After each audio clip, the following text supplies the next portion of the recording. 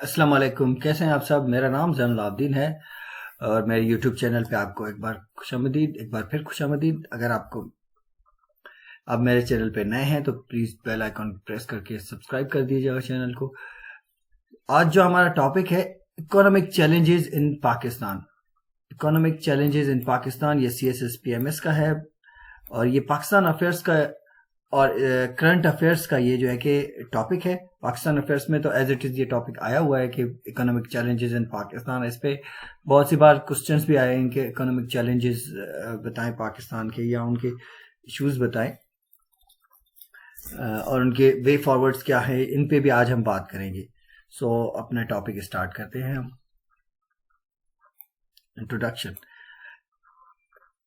It is facing soaring prices of, it is Pakistan. So it is means Pakistan is facing soaring prices of essential commodities such as oil, gas, wheat and sugar, and unusual high shipping charges on its foreign trade.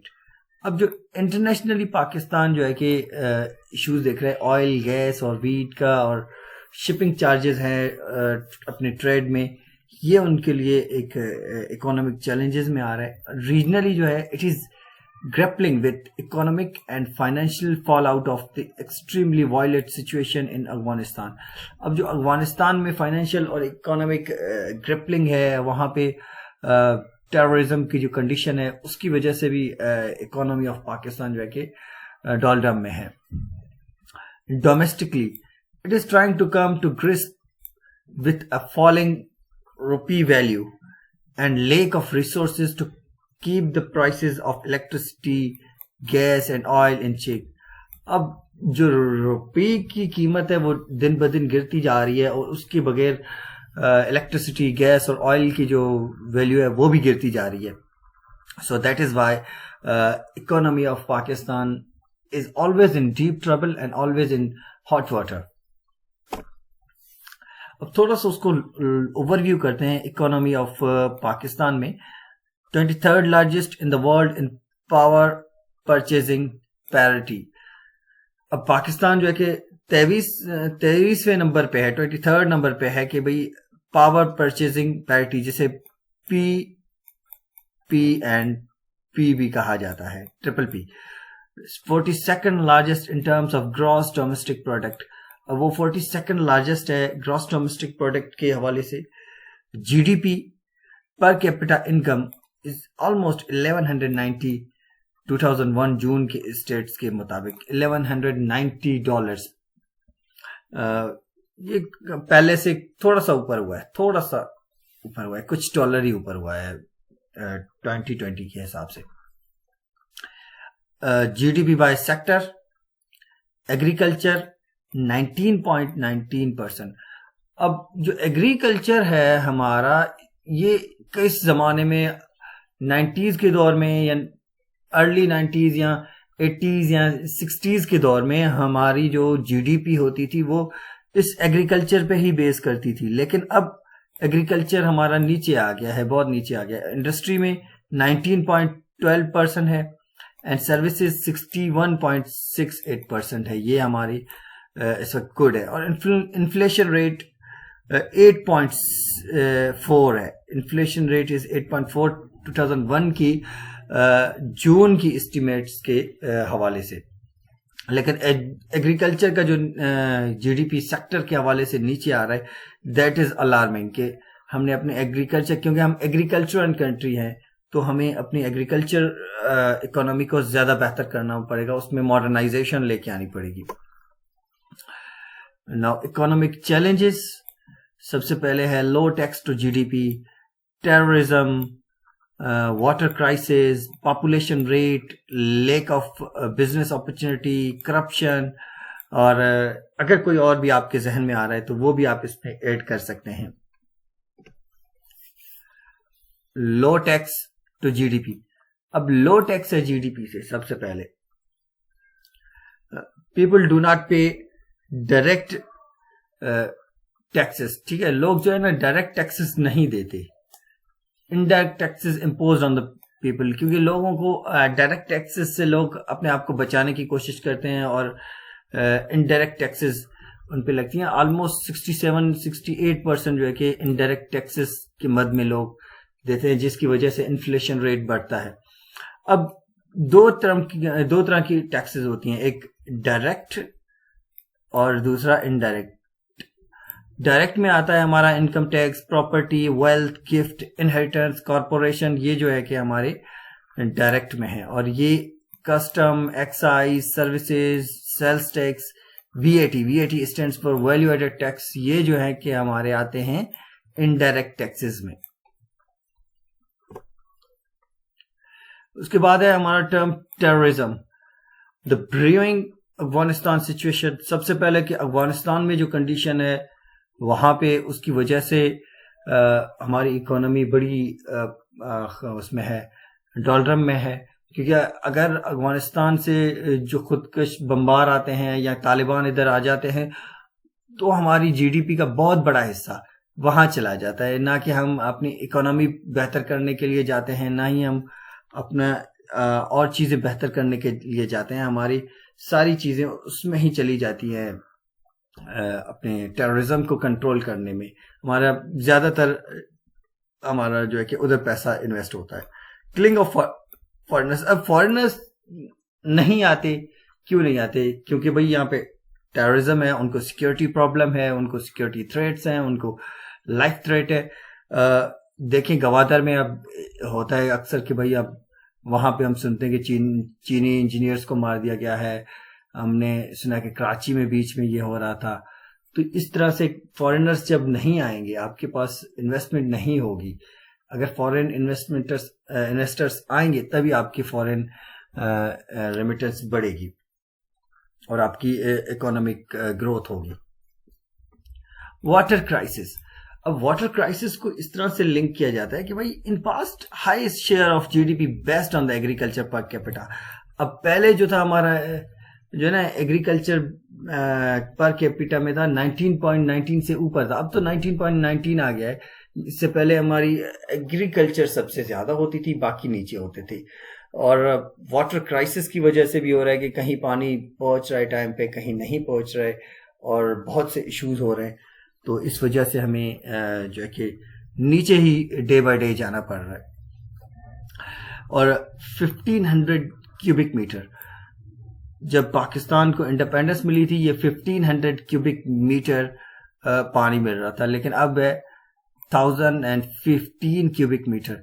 ये बिल्कुल नीचे आ गया, ये मैंने arrow लगा दिया है कि आप देख सकते हैं। और energy crisis is also problem in economic prosperity. अब एनर्जी क्राइसिस जहां पे होगा, वाटर क्राइसिस के साथ मैंने इसको कर दिया कि जहां एनर्जी क्राइसिस होगा, अगर लाइट नहीं होगी तो आपकी इंडस्ट्री नहीं चलेगी, आपकी इकोनॉमिक ग्रोथ नहीं होगी। अगर लाइट नहीं होगी तो आप इंफ्रास्ट्रक्चर नहीं कर सकते। अगर लाइट नहीं होगी तो आप जो दूसरे अर्निंग के सिस्टम्स हैं अपने, वो नहीं कर सकते। ये तो जस्ट मैंने लाइट का बताया, उसके अलावा फ्यूल है, आपका कोल है, ये सारी चीजें भी इसमें ऐड करी जा सकती है। पॉपुलेशन रेट, अब population rate Pakistan ranks number 5 in the list of countries. Pakistan 5वें नंबर पे है पूरी दुनिया में कि पॉपुलेशन के हवाले से। हाई अनएम्प्लॉयमेंट है इसकी वजह से, लेस स्किल्ड पर्सन्स हैं हमारे पास। Population is not use as helping hand for the economic growth. अब पॉपुलेशन को हम यूज ही नहीं कर सकते जहां पे अनएम्प्लॉयमेंट भी हो, स्किल्ड पर्सन्स भी नहीं हो, तो उसको हम किस तरह से यूज कर सकते हैं एज अ इकोनॉमिक ग्रोथ और as a economic growing weapon? इसको यूज ही नहीं कर सकते। हमारी जितनी ज्यादा पॉपुलेशन उतना ज्यादा अखराजात, कमाने वाला एक और खाने वाले 10 हो तो फिर अखराजात बढ़ेंगे और आपको क्राइसिस का ही फेस करना पड़ेगा। वहां पे इकोनॉमिक इश्यूज जरूर आएंगे। lack of business opportunity, lack of coordination among various government agencies, innumerable laws, regulations that are antiquated and outdated have proved to be serious impediments. Labor laws, inspections by multiple agencies. अब जो हमारा ये एक issue है कि भाई lack of opportunity, business, छोटे businesses को यहाँ पे कोई स्टार्ट करने ही नहीं देता। अगर आप छोटा सा एक बिजनेस स्टार्ट करेंगे तो फलां एजेंसी के पास जाएं, फलां डिपार्टमेंट से इजाजत लें, फलां डिपार्टमेंट से ले, फलां ऑफिसर से ले, और वो आउटडेटेड है। उनकी मतलब वो एक बेसाख्ता हो गई है, उनकी कोई ज़रूरत ही नहीं है अब दुनिया में। अब तो इस वजह से, या लेबर लॉज नहीं है सही तरीके से, तो इसलिए भी हमारी इकोनॉमी को ये थोड़ा सा डेंट पड़ता है। और मैंने करप्शन को इसके साथ ऐड कर दिया, तो ये पाकिस्तान करप्शन में स्टैंड्स एट नंबर 124, 124वें नंबर पे पाकिस्तान। वाओ, मतलब इस रैंक पे इतना हम पीछे हैं करप्शन में। Wow. Major hindrances for economic growth. अब इकोनॉमिक ग्रोथ में जो है कि करप्शन सबसे बड़ी रुकावट है। अगर आपके ऑफिसर्स ठीक नहीं होंगे, आपके पॉलिटिकल लीडरशिप ठीक नहीं होगी, तो तब तक आप इकोनॉमिकली ग्रो नहीं कर सकते। वे फॉरवर्ड्स फॉर इकोनॉमिक चैलेंजेस। अब इकोनॉमिक चैलेंजेस के लिए जो वे फॉरवर्ड्स हैं उनको हम देख लेते हैं one by one. Economic policies and reforms. Economic policies में रिफॉर्म्स किए जाएं कि किस तरह से हम इकोनॉमी को बेहतर कर सकते हैं। जो छोटे बिजनेसेस हैं उनको किस तरह से हम आगे कर सकते हैं। नेट टैक्स में किस तरह से लोगों को लाया जा सकता है और लोगों को इनकरेज किया जाए कि वो अपना पैसा बैंक्स में रखें ताकि उनकी वेल्थ शो हो और उसका टैक्स वो दे सके। Increase tax to GDP ratio. अब जो जीडीपी रेशियो है उसको बढ़ाना है, टैक्स रेशियो को बढ़ाना है। उसके लिए लोगों को इनक्रेज करें, उनके लिए एमनेस्टी स्कीम्स लाएं कि भाई आप अगर अपनी वेल्थ डिक्लेयर करते हैं तो आपको इतना परसेंट इस टर्म में छूट मिलेगी, इतनी परसेंट आपको छूट मिलेगी। तो ये इस तरह से लोग जो है कि टैक्स देना स्टार्ट करेंगे। Increase small medium enterprises. Small medium enterprises को जो है टू रजिस्टर। अब जो छोटे बिजनेसेस हैं उनको रजिस्टर करने के लिए इनकरेज करें। Invest in human capital. लोगों के जो है कि लोगों को उनको स्किल्ड करें ताकि वो सीखें और वो अर्न करें। उनको फ्रीलांसिंग में लेके आए, उन्हीं को ऑनलाइन अर्निंग सिखा दें, उनको छोटे छोटे काम जो होते हैं उनको सिखा दें, किसी को टेलर बना दें, किसी को मैकेनिक बना दें। तो ये चीज़ें भी आपको फ़ायदा देती हैं। रिसोर्स मैनेजमेंट, जैसे वाटर क्राइसिस की मैंने बात की कि उनको इस तरह से मैनेज किया जाए कि टाइमली आप पानी देंगे तो आपकी एग्रीकल्चर बेहतर होगी। और एनर्जी क्राइसिस को आप रोकने के लिए इलेक्ट्रिसिटी पे जो है कि ज़्यादा स्ट्रिक्ट रूल्स बनाएं। Improve security situation. अब सिक्योरिटी सिचुएशन जब बेहतर होगी तो फॉरेनर्स आपके पास आएंगे। जैसे ही फॉरेनर्स आएंगे तो टूरिज्म भी बढ़ सकती है, इसमें टूरिज्म भी ऐड हो सकता है कि आपकी इकोनॉमिक चैलेंजेस ठीक हो। टूरिज्म भी इकोनॉमिक चैलेंजेस को बेहतर कर सकता है और उसके अलावा आपके पास फॉरेन इन्वेस्टर्स भी आएंगे।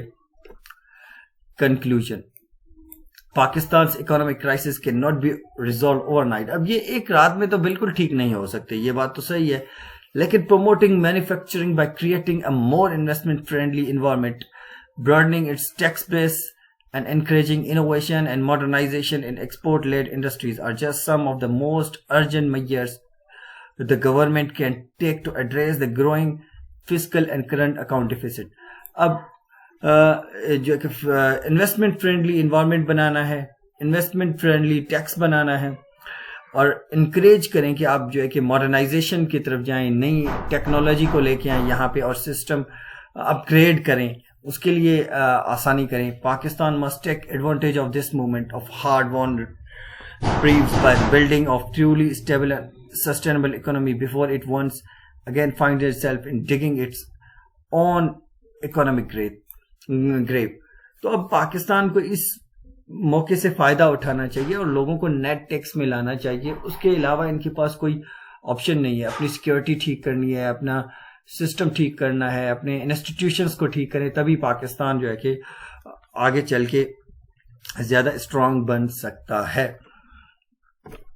Thank you very much. आज का lecture economic challenges of Pakistan अगर आपको अच्छा लगा तो चैनल को सब्सक्राइब करना ना भूलिएगा, शेयर करना और कमेंट करना और लाइक करना ना भूलिएगा। अल्लाह हाफिज। Thank you very much.